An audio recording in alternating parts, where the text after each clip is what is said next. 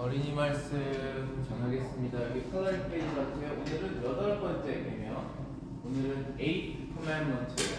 여기 뭐라고 써 있어요? You shall not steal. 여기 보면 이 사람 뭐예요? 도둑.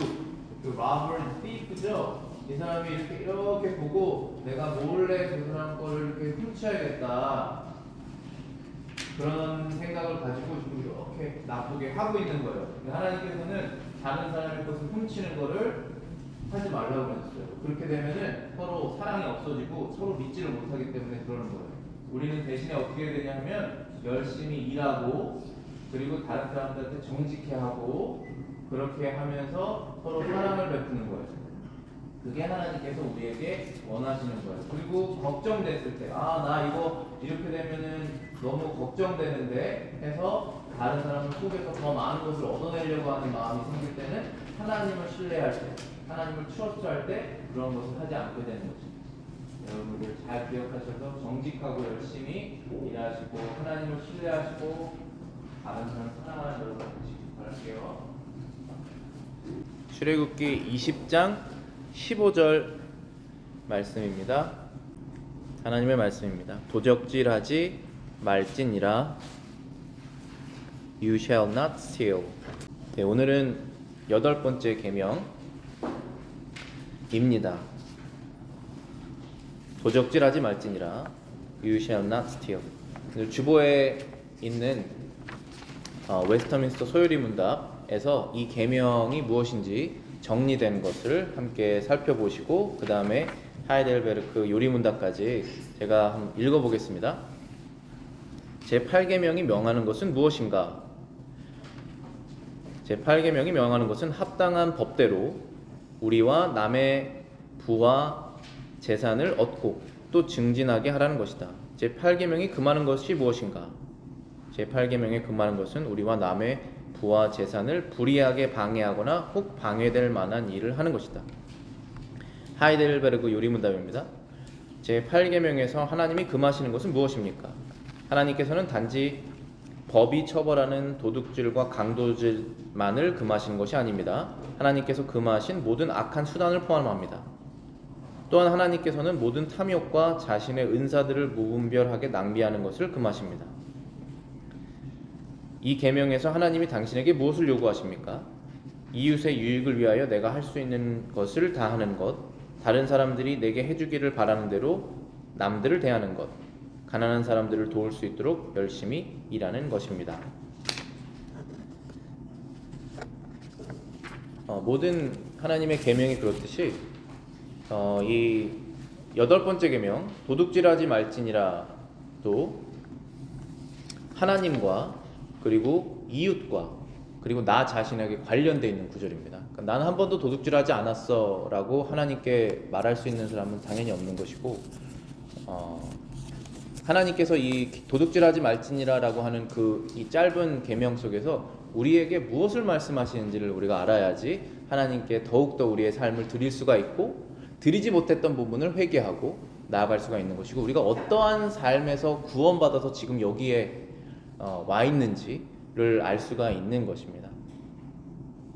웨스터민스터 소요리 문답을 정리하자면은 도둑질하지 말지니라에 포함되어 있는 내용 중에 정당한 방법으로 부를 쌓아서 증진하라, 있는 것을 늘리라는 것도 포함되어 있고 그리고 나뿐만 아니라 다른 사람의 것도 늘리라고 하는 부분이 있죠.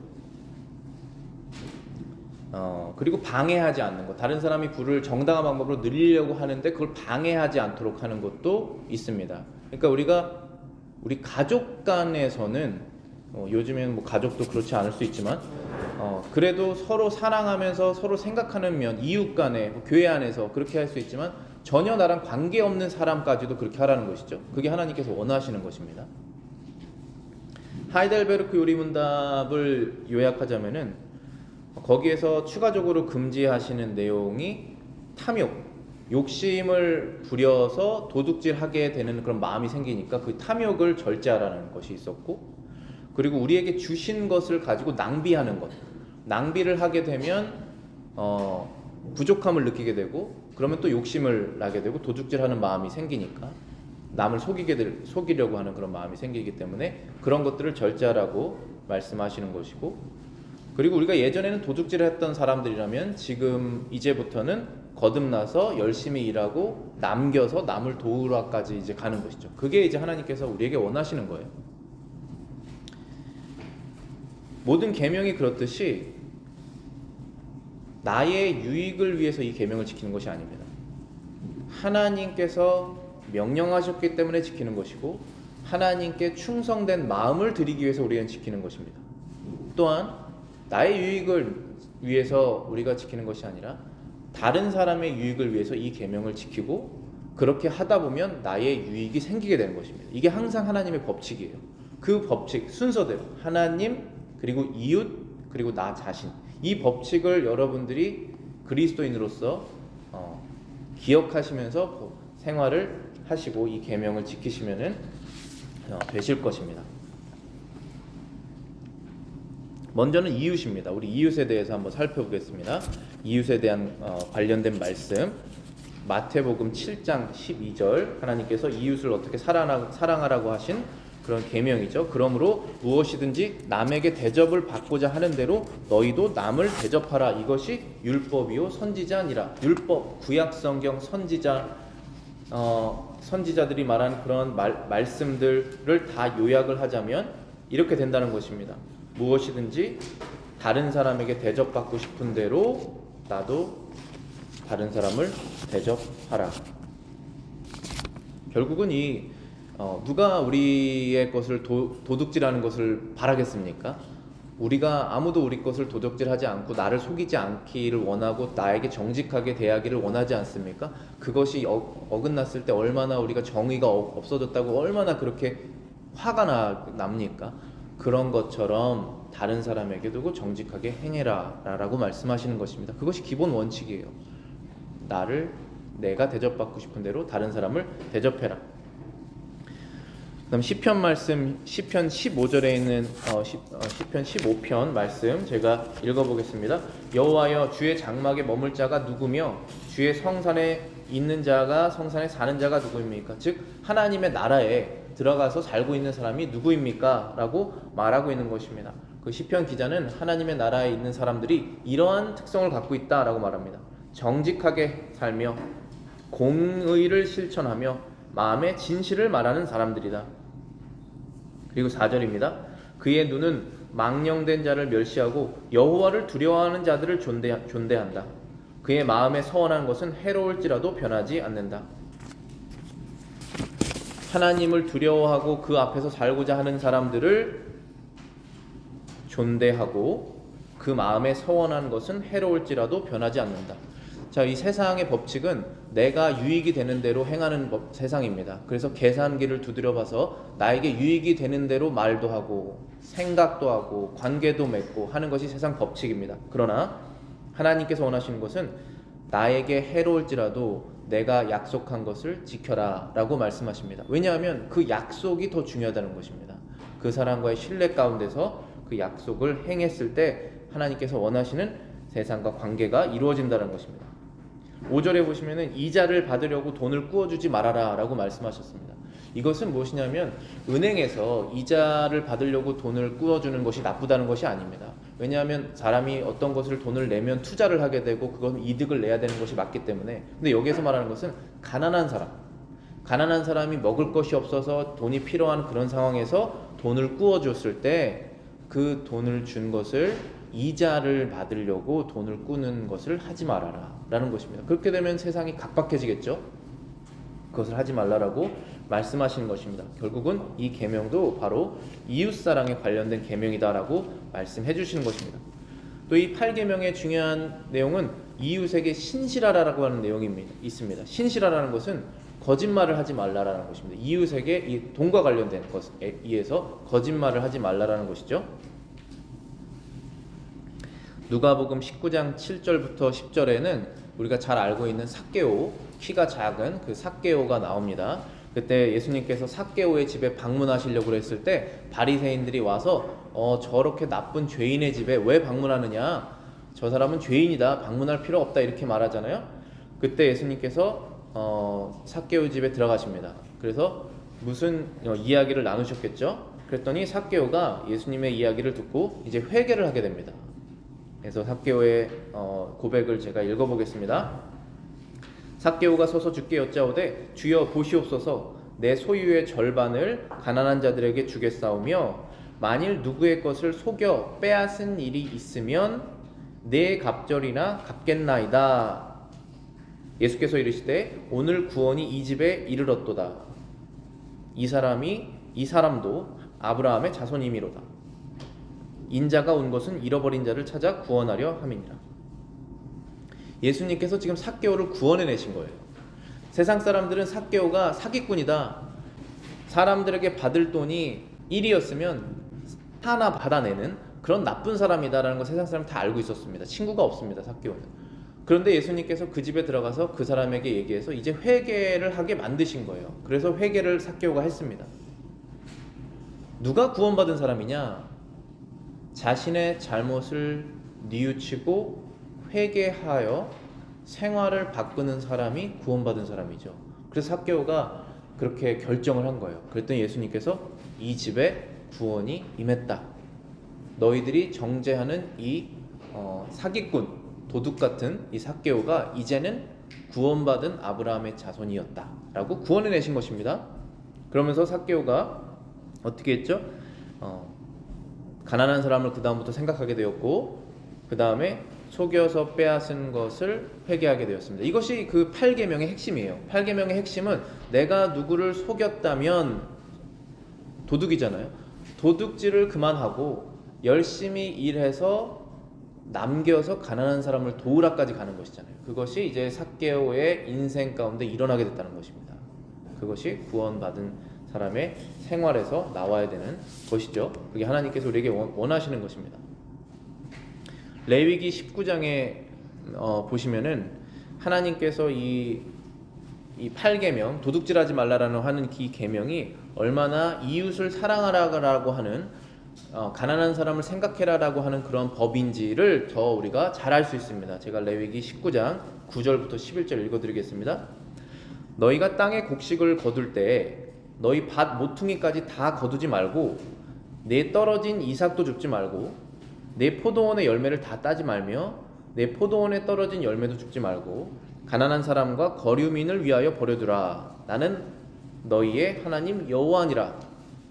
너희는 도둑질하지 말며 속이지 말며 서로 거짓말하지 말아라. 그러니까 지금 도둑질하지 말아라 라고 하는 이 계명을 하나님께서 주시기 바로 전에 그 계명과 관련된 구절로서 여기에서 곡식을 거둘 때 밭 모퉁이를 다 거두지 말고 떨어진 이삭도 줍지 말아라 고 말씀하셨죠. 그것은 왜 그러냐 하면 필요한 만큼을 다 거두고 작은 부분은 남겨둬라. 떨어진 것까지 완전히 다 싹 쓸어서 걷어가지 말아라. 왜냐하면 그것을 가난한 사람들이 와서 곡식을 주워서 그들이 먹을 것을 먹을 수 있기 때문이다 말씀하신 것이죠. 여기에 거류민이라고 되어 있는데 영어로는 stranger라고 되어 있고 뜻은 이방인들입니다. 외국인들. 이 지역에 와서 살기가 어렵잖아요. 그 사람들을 도울 수 있는 마음을 가져서 모든 것을 다 그렇게 끝까지 수확하지 말고 남겨둬라라고 말씀하시는 것입니다. 그래서 항상 하나님께서 계명을 주실 때는 하나님께서 기뻐하시고 그리고 이 사회가 아름다워지고 우리도 그 안에서 따뜻함을 누리는 그러한 방향으로 우리를 인도하시는 거예요. 그런데 우리가 이 계명을 지키지 못하는 이유가 여러 가지가 있지만은 첫 번째 제로는 이웃을 사랑하지 않고 걱정하지 않는 마음에서 나 자신만을 생각하기 때문에 이 계명을 지킬 수가 없다는 거예요. 그리고 우리는 지킬 수가 없는 존재입니다. 원래는 존재가 우리가 그렇게 할 수 없어요. 근데 하나님께서 우리를 거듭나게 하셔서 이제는 이 계명을 지킬 수가 있게 되는 것입니다. 그리고 지켜야 하는 것이고. 자, 그러면 이 계명이 하나님께 대해서는 어떤 것을 말하고 우리가 하나님께 드려야 되는 그런 마음과 행동은 어떤 것인지, 먼저는 하나님을 사랑하는 것입니다. 누가복음 16장 10절부터 14절 읽어보겠습니다. 지극히 작은 것에 충성된 자는 큰 것에도 충성되고 지극히 작은 것에 불의한 자는 큰 것에도 불의하니라. 여기서 작은 것과 큰 것을 말하고 있어요. 작은 것에 충성된 자는 큰 것에도 충성되고 작은 것에 의롭지 않게 행한 자는 큰 것에도 불의한다. 여기서 작은 것과 큰 것이 무엇이냐면 작은 것은 이 땅에서 여러분들이 가질 수 있는 부와 재산입니다. 그것이 작은 거예요. 그리고 큰 것은 천국에서 여러분들이 얻게 될 상급입니다.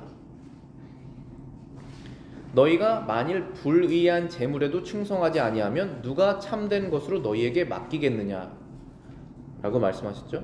이 땅에서 여러분들이 얻게 된 부와 재산에 충성하지 않으면, 충성이라는 게 누구한테 충성하는 것입니까? 지금 하나님께 충성하지 않는다면 하나님의 천국에 있는 것을 내가 어떻게 너희에게 주겠느냐라고 말씀하는 것이죠. 12절입니다.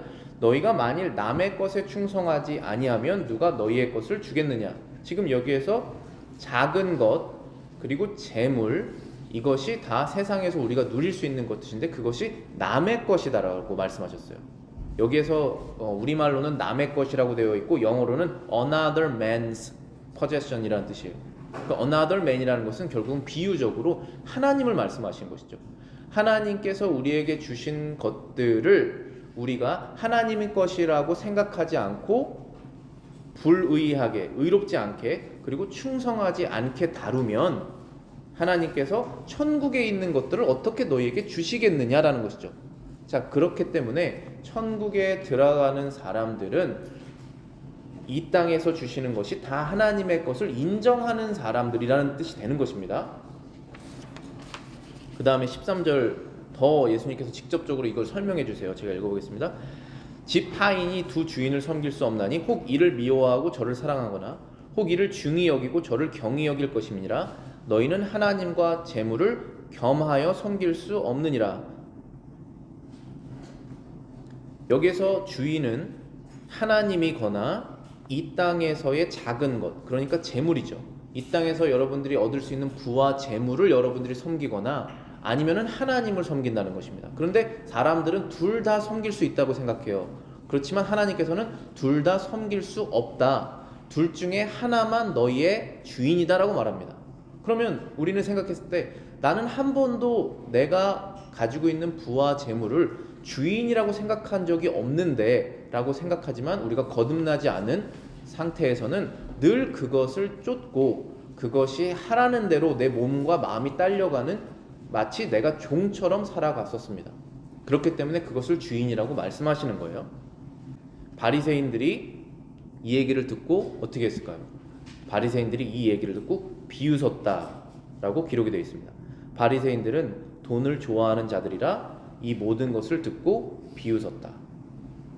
자, 이것은 어떻게 이렇게 되냐면은 마음이 딱딱하고 이 세상에 있는 것들을 절대로 버리고 싶지 않을 때는 이 말씀을 받아들이고 싶지 않습니다. 그래서 믿고 싶지 않은 거예요. 더 나아가서는 하나님께서 거듭난 영혼을 우리에게 주시지 않으면 이 말씀을 믿을 수 없습니다. 믿을 수 있는 능력이 없어요. 그렇기 때문에 할 수 있는 것은 무시하거나 비웃고 넘어가는 수밖에 없습니다. 그리고 자신이 살아왔던 대로 그냥 인생을 살아가는 거예요. 그러나 그 사람에게는 하나님께서 천국의 것을 주시지 않습니다. 왜냐하면 이 땅에서의 재물을 하나님의 종으로서 충성되이 사용하지 않기 때문에. 물론 우리는 예수님을 믿어서 구원을 받아요. 그렇죠? 우리가 행동으로 구원받지 않습니다. 그러나 구원받은 사람은 삭개오와 같은 변화가 일어나야 된다라고 말씀하시는 거예요. 왜냐하면 주인이 바뀌는 것입니다. 누가복음 12장은 제가 오늘 예배 때 길게 읽었던 구절이에요. 그래서 다시 읽지는 않겠지만 그 구절은 이 8계명과 무슨 관계가 있냐면은 우리가 이 8계명을 통해서 하나님께서 우리에게 요구하시는 것은 하나님을 트러스트하라는 거예요. 하나님을 신뢰하라는 것입니다. 그러니까 하나님을 믿는다라는 게 believe라는 단어가 있고 trust라는 단어가 있잖아요. 그러니까 그분을 trust해서 세상 염려를 하지 않고 살으라고 하시는 것이 하나님의 말씀이에요. 이 8계명은 그 하나님을 향한 나의 트러스트가 없어질 때 어기게 됩니다. 도적질하게 돼요. 거짓말을 하게 되고 다 이웃에게 신실하지 않게 되고 저 사람은 나랑 상관없으니까 내가 이렇게 해도 된다라고까지 가게 됩니다. 그러나 하나님을 신뢰하면 내가 하나님이 생각했을 때 정직한 행동을 해서 이것이 손해가 보더라도 손해되는 것처럼 보여도 하나님께서 갚아주실 것이고 필요한 것을 provide, 제공하실 것이다라는 확신이 생기게 됩니다. 그러면 하나님께서 원하시는 걸 하는 거죠. 그러면 우리는 하나님께 이 계명을 지킨 거예요.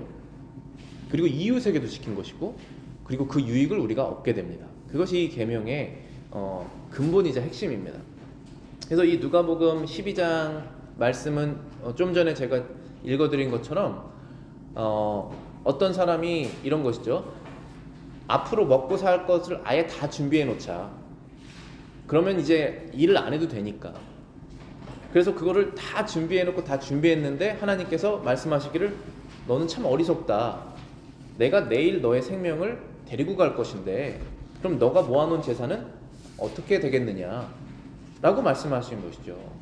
그래서 이 말씀의 핵심은 오늘 필요할 것을 하나님께서 제공해 주실 것이고 그리고 그 하나님이 내일도 동일하시니까 내일 필요할 것도 제공해 주실 것이다 라고 말씀하시는 것이죠. 그래서 세상 염려를 하지 말고 염려해도 해결되지 않은 문제를 염려하지 말아라. 그것은 어리석은 것이다. 그래서 21절에 말씀하시기를 자기를 위해서 재물을 쌓아두는 사람은 하나님에 대해서는 부요하지 못하는 사람이다 라고 말씀하십니다. 그러고 난 다음에 이제 새들도 그리고 꽃들도 다 자기들이 필요한 것을 하나님께서 주시는데 그것들보다 훨씬 더 귀한 너희들이 필요한 것을 하나님께서 주시지 않겠느냐? 너와 나의 관계를 아직도 모르느냐? 아버지와 아들 관계다라고 말씀하시는 것이죠. 이 믿음이 바로 예수 그리스도 안에서 우리 안에 생겨난 것입니다. 그러면 그 믿는 대로 행동을 해야 된다라고 말씀하시는 것이죠. 자, 그러면은 하나님께서 우리에게 요구하시는 것이 무엇이냐면 다만 너희는 그의 나라를 구해라. 하나님의 나라, 천국과 그분의 의로운 것들을 먼저 생각했을 때 그러면 너희에게 이것을 더하시리라. 이 법칙은 변하지 않습니다.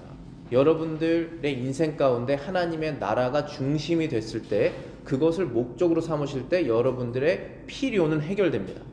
그런데 여러분들의 목적 가운데 하나님의 나라가 전혀 없고 여러분들의 걱정과 삶의 여러 목적들이 있겠죠. 그것이 하나님과 연관이 전혀 없고 하나님의 관계가 없다면 당연히 이 문제가 해결이 안 되겠죠.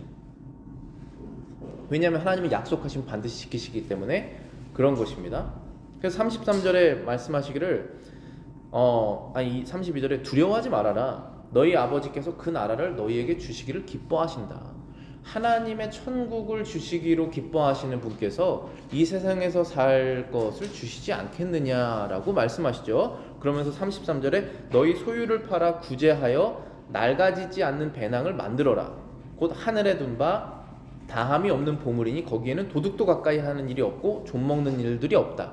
그러니까 여러분들의 배낭이 두 개인데 하나는 이 땅에서의 배낭, 여러분들이 쌓아놓은 재산과 부를 은행에다 넣어놔야 되잖아요. 대부분 그 은행에 넣는 그 배낭이 있고 하나는 천국의 배낭이 있다라는 거예요. 그럼 어떤 것에 더 많이 쌓아두느냐 하면 천국에 더 많이 쌓아두라고 말씀하시는 거예요. 그러면 천국에 쌓아두는 방법은 뭐냐 하면 가난한 사람들을 내가 있는 이 첫 번째 이 땅에서의 배낭을 털어서 가난한 사람들을 도우면 천국의 그 너희들의 배낭에 보물이 쌓이게 되는데 그것은 절대로 없어지지 않고 영원하다 라고 말한 거예요.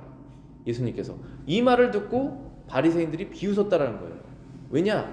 천국을 바라보고 있지 않기 때문에 이 땅에서 필요한 것을 원하기 때문에 바리새인들이 믿을 수가 없어서 비웃은 것입니다. 이해가 되시죠? 우리가 그러한 곳에서 구원받은 거예요. 그러한 악하고 어리석은 마음에서 구원받은 것입니다. 그래서 염려하지 말고 열심히 일하고 하나님을 신뢰하면서 살아라 라고 말씀하신 거예요. 그러면서 너희 보물이 있는 곳에 너희 마음도 있다. 여러분들의 이 배낭 두 개 중에 어떤 것에 여러분들의 마음이 있는지 살펴보라 라고 말씀하시는 것입니다. 그리고 이 8계명에서 우리가 하나님께 행해야 되는 요구하시는 것들 중에 하나님을 사랑하는 것, 하나님을 신뢰하는 것이 있다면 세 번째는 하나님께 신실하는 것입니다. 우리가 다른 이들에게 거짓말하지 말아야 되는 것처럼 하나님께 거짓말하지 말아야 된다라고 하는 그런 부분입니다. 여기 말라기 3장 7절부터 10절에 보시면은 하나님께서 너희가 나의 것을 도둑질했다라는 말씀을 쓰십니다. 제가 읽어보겠습니다. 말라기 3장 7절부터 10절입니다. 만군의 여호와가 이르노라. 너희 조상들의 날로부터 너희가 나의 규례를 떠나 지키지 아니하였도다. 그런즉 내게로 돌아오라. 그리하면 나도 너희에게로 돌아가리라. 하였더니 저희가 이르기를 우리가 어떻게 하여야 돌아가리까 하는도다. 사람이 어찌 하나님의 것을 도둑질하겠느냐? 그러나 너희는 나의 것을 도둑질하고도 말하기를 우리가 어떻게 주의 것을 도둑질하였나이까 하는도다. 이는 곧 11조와 봉헌물이니라. 너희 곧 온 나라가 나의 것을 도둑질하였으므로 너희가 저주를 받았느니라. 만군의 여호와가 이르노라. 너희의 온전한 11조를 창고에 들여 나의 집에 양식이 있게 하고 그것으로 나를 시험하여 내가 하늘 문을 열고 너희에게 복을 쌓을 곳이 없도록 붙지 아니하라 보라. 우리가 하나님께 드려야 될 것을 드리지 않는 것이 도둑질하는 것이다 라고 말씀하셨습니다. 여기에서 11조와 봉헌물이다 라고 하는 것은 모든 것의 주인인 하나님을 우리가 입으로 말로만 고백하는 것이 아니라 우리의 행동으로 고백하는 것 중에 11조와 봉헌물이 있다라고 말씀하시는 것입니다. 11조는 우리가 가진 것의 일부를 하나님께 정해서 드리는 것이고 봉헌물이라는 것은 우리가 감사한 마음으로 나와서 하나님께 예배드릴 때 감사헌금을 드리는 것입니다. 이것의 개념은 무엇이냐면 우리 인생 전체가 하나님이라는 것을 고백하는 사람이 주일 하루를 하나님께 드리는 것과 똑같은 것이 11조고 제가 성경을 해석했을 땐 그렇습니다. 그것이 저의 믿음에 가장 도움이 되고 그것이 가장 성경적이라고 생각해요. 어떠한 일정 부분을 하나님께 항상 드리는 것, 근데 먼저 드리는 것, 가장 좋은 것을 먼저 드리는 것이 그것이 11조의 개념이고 그것이 주일의 개념이고 그 다음에 봉헌물이라는 것은 항상 하나님 앞에 나올 때 우리가 감사한 마음을 가지고 나와야 하잖아요. 근데 감사한 마음을 가지고 나오는 것이 사람이 어떤 행동과 연결되지 않으면 그게 마음으로 그냥 없어져 버립니다. 그래서 항상 감사 헌금을 가지고 나오잖아요. 우리가 예배를 나올 때 그것은 매일매일 감사라는 거예요. 매일매일 내 일상을 가지고 하나님께 감사를 드리는 것, 이것을 하지 않는 것이 너희들은 나의 것을 도둑질하는 것이다 라고 말씀하신 것입니다. 그래서 하나님께서 9절에 보시면은 그것을 너희들이 도둑질했기 때문에 너희가 저주를 지금 받은 상태에 있다. 나의 복이 너에게 가지 않는다 라고 말씀하신 거예요. 그렇지만 하나님께서는 그 상태에 머물기를 원하지 않으세요. 그래서 9절, 10절 말씀에 너희가 온전한 11조를 창고에 들여 나에게 신실하게 할 때 내가 너희들에게 복을 주지 않는지 주는지를 너희들이 시험해 보라. 시험해 보라라는 말씀이 거의 성경에 나오지 않습니다. 그런데 이 부분에서는 하나님께서 특별하게 그 말씀을 사용하셨어요. 원래는 하나님을 시험하면 안 되잖아요. 그런데 너희들이 신실할 때 내가 너희들에게 신실한지를 확인해 봐라. 그렇게 말씀하시는 거예요. 네, 그 다음에 우리가 이렇게 이웃에게 사랑을 하고 하나님께 사랑을 주는 이 8계명을 지킬 때 우리가 이 계명을 잘 지키려면 어떤 것을 해야 되는지 봤을 때 먼저는 열심히 일을 해야 됩니다. 그것이 기본 법칙이에요. 잠언 24장에 보면은 어리석은 자가 나오죠. 그 어리석은 자가 33절에 보시면은 24장 34절 내가 좀 더 자자 손을 모으고 좀 더 누워있자 하니 네 빈궁이 강도같이 오며 내 곰핍이 군사같이 이르리라. 세상 법칙은 똑같습니다. 열심히 일하면 부하게 되고 게으르면 가난하게 되는 그 법칙이 똑같죠. 열심히 먼저 신실하게 일을 해야 부족함이 없고 그래서 남에게 도적질하고 싶어하는 마음이 사라지게 되겠죠. 그래서 먼저 열심히 일하는 것이 기본 법칙입니다. 그 다음에는 두 번째는 욕심입니다. 열심히 일을 했는데 욕심이 생기면 이 8계명, 즉 도적질하는 것을 행할 수가 있습니다. 왜냐하면 하나님께서 열심히 일한 사람에게 주시는 그 분량이 있는데 그것보다 더 얻고 싶기 때문에 도둑질을 하고 싶은 것입니다. 그래서 둘째는 욕심을 버려야 됩니다. 디모데 전서 6장 9절부터 10절 그리고 18절부터 19절 읽어보겠습니다. 부하려 하는 자들은 시험과 올무와 여러 가지 어리석고 해로운 욕심에 떨어지나니 곧 사람으로 파멸과 멸망에 빠지게 하려는 것이라. 돈을 사랑함이 일만 악의 뿌리가 되나니 이것을 탐내는 자들은 미혹을 받아 믿음에서 떠나 많은 근심으로써 자기를 찔렀도다. 사람이 어리석은 것이 무엇이냐면은 무엇이 위험한 건지를 모르는 거예요. 자신이 가지고 있는 이 하나님에 대한 믿음, 천국으로 들어가게 되는 이 영원한 생명이 가장 소중하다는 것을 깨닫지 못하고 자신이 이 땅에서 누리고 있는 것이 더 소중하다라고 생각해서 결국은 믿음에서 파손됐다는 것입니다. 믿음을 버리고 세상을 따라가게 된다. 그렇기 때문에 돈을 사랑하는 마음이 악의 뿌리가 되니 그것을 하지 말아라 라고 말씀하시는 것입니다. 그래서 만약에 여러분들이 먼저는 열심히 일해야 되고 그 다음에 부를 쌓게 됩니다. 이 부를 쌓는 부가 여러분의 믿음에 방해가 된다면 그것을 없애야 돼요. 그거 법칙입니다. 그래서 열심히 일을 해서 남기고 충분히 쓰고 그런 다음에 남았을 때는 가난한 사람을 도우라는 것입니다. 그것이 너희들의 하늘의 재물을 쌓는 것이고 너희들의 믿음에 도움이 될 것이다 라는 것입니다. 그 다음 18절 19절입니다. 선을 행하고 선한 사업을 많이 하고 나눠주기를 좋아하며 너그러운 자가 되라. 이것이 장래에 자기를 위하여 좋은 터를 쌓아 참된 생명을 구하는 것이라. 선을 행하고 선한 일을 많이 하고 나눠주기를 좋아하고 너그러운 자가 되라. 여기서 나눠주기를 좋아하며 라는 것은 영어로 보면 ready to give예요. 줄 준비를 늘 하라. 우리가 줄 준비를 하려면 내 일을 먼저 끝내놔야 돼요. 내가 필요한 것을 먼저 마련해 놓고 필요한 것이 얼마인지도 또 알아야 돼요. 그리고 이것은 남는 것이다라는 것을 알고 있어야지 줄 준비가 됩니다. 그렇지 않으면 줄 수 없어요. 왜냐하면 필요할 것이라고 생각하기 때문에. 그래서 그 포지션이 확실히 있어야 됩니다. 준비를 하라는 거예요. 준비 없이는 할 수 없습니다. 그 다음에 너그러운 자가 되라. 이것은 다른 사람이 우리에게 얼마나 너그럽게 할 때 우리가 기쁨을 누립니까? 그것처럼 우리도 다른 사람에게 너그럽게 하라는 것입니다. 왜냐하면 그것이 하나님께서 원하시는 사회이기 때문에 그런 것이고, 이렇게 했을 때 장래에 자기를 위하여 터를 쌓아 참된 생명을 취하는 것이다 라고 되어 있는데, 여기서 장래라는 것은 앞으로 우리가 살아갈 이 세상에서의 다가올 날들을 말한다기보다는 영어로 보시면은 for the time to come, 그러니까 우리가 마지막에 하나님의 나라에 들어갈 그 시간을 위해서 좋다라고 말씀하시는 거라고 해석이 됩니다. That they may lay hold on eternal life라고 되어 있죠. 영원한 생명을 위해 그것이 파운데이션, 터를 쌓는 것이기 때문에 이 땅에서 그렇게 살아라는 것입니다. 그래서 여러분들이 천국에서 어떻게 사실지는 이 땅에서 정해집니다. 천국에서 다 기쁠 거예요. 다 행복할 거고, 다 즐거울 거고, 울음이 없습니다. 슬픔이 없고. 그러나 천국에서의 상급은 다 달라요. 그건 확실합니다. 왜냐하면 상급이 이 땅에서 다를 수밖에 없기 때문에 그것을 준비하는 사람, 이 말씀을 듣고 생활을 바꾸기를 작정하는 사람들이 구원의 삶을 사는 거예요. 왜냐하면 그것을 믿어야 되기 때문에. 그래서 믿음으로 우리가 구원받는 것입니다.